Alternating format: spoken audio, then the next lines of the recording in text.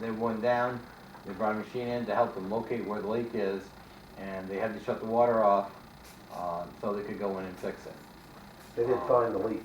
They did find the leak. Oh, good. And I talked to Cecil, and he said they've got it repaired. There is a boil order on the residents of South Lubec Road until further notice.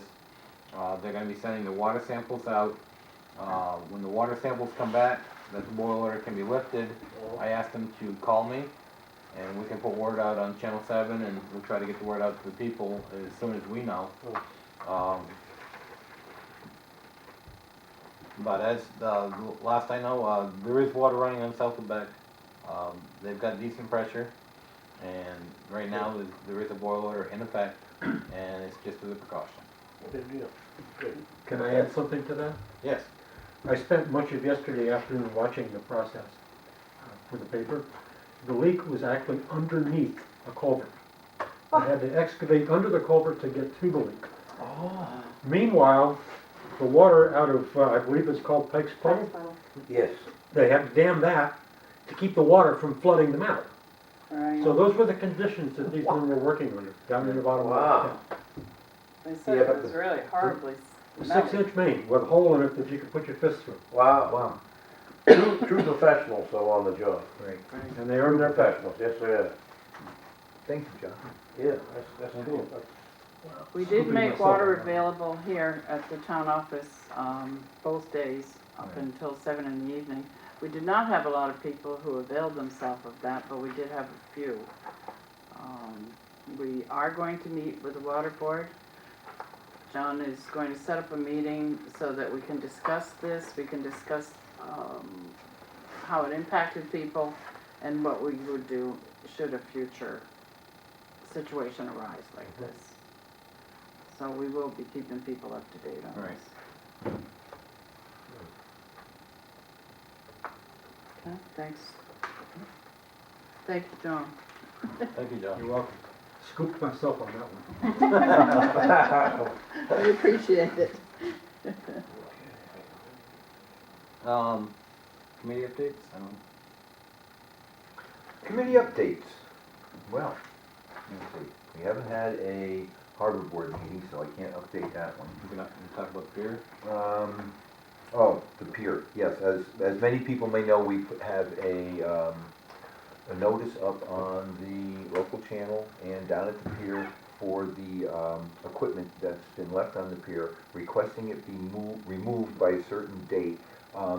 As everyone knows, the commercial pier, as a result of deferred maintenance and its age, is at a point where the whalers, which are the bottom beams that the pilings are attached to, have deteriorated and gone away. And so the attachment point for the pilings is the top, and that's one bolt, so the tide is now twisting them all off, and the consensus by the harbor committee was to, instead of waiting, if there's another storm event that wrecks those pilings and the top girt worse, which would change the nature of the money we're going after to repair the commercial pier, we're going to pull those pilings out now Pilings out. and prevent any further damage. So that precipitated having to get the fishermen's equipment that was left on the commercial pier removed to make room for the equipment to remove the piling. So that's going to be happening soon, and I thank anyone who responded to that notice rapidly to remove equipment. And I didn't swing by there today before the meeting to see if it's all gone, but please, if you have equipment down at the commercial pier, remove Please it remove it so we can do. so we can do the work on the commercial pier. And if it's not removed, Well, then- eventually it will be taken away. Right, and the process there is, in fairness to all, the Public Works Department then removes it. It will be in storage at a location in the town's, on one of the town pieces of property, and when you want it back, you'll have to come up to the town office and make arrangements for getting it back. Right.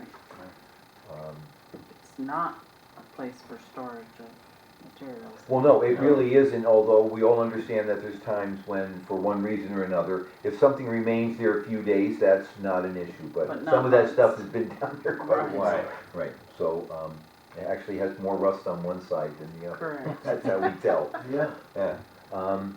Shellfish Committee has a meeting coming up the 22nd, and I urge all. 10 a.m. Say again? 10 a.m. 10 a.m. 10 a.m. And I urge all shellfish harvesters and especially Shellfish Committee members to attend this meeting. We will have Eric Schaefer from the DMR, yes, present at that meeting. And we will be going over information that Eric has for us, and we will be establishing our initial dates for conservation time, which is a requirement to get your shellfish harvester's permit. Yes, sir. Land of the free. Love it. Go ahead, keep talking. Usually there's a heckler in the crowd. I'm in. I have one right next to me at the table. I'm an old heckler, Yeah, 'cause you I are. remember the old way. Mike, is that your harbor update? Is that Huh? something? Is that Add to your- it. A lot of passionate people in our community, and local communities, work really hard in past years to, save our seaweed. Oh, They are passing around a petition for those who have the same feelings to save that ecosystem, because there's legislation that is trying to be passed that would take away all of the language that was once passed to protect. Is this the Rockweed Coalition? Yes. Yes. Okay,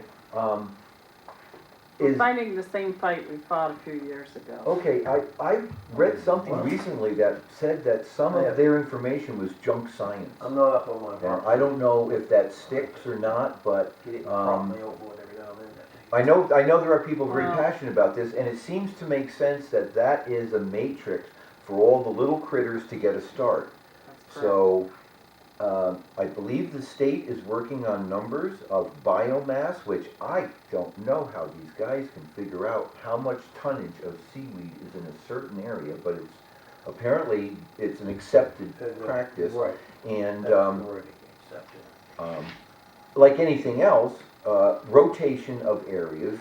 Unfortunately, my understanding is that the rootstock of rockweed, you really want to leave at least 16 inches from its attachment point up. And even then, they're not sure how many more decades it takes for it to grow to the length that it was prior to harvesting. And what happened the last time was there was a firm that came from Canada to harvest the rockweed. State law was very open. There was really no state law per se. And a lot of people did a lot of work, did a lot of research, discovered that it was killing off the small clams, so on and so forth. Got a law passed, and now a few years have gone by. These people are back, and they want to do the same thing over again, even though they've been told, no, we don't want this to happen.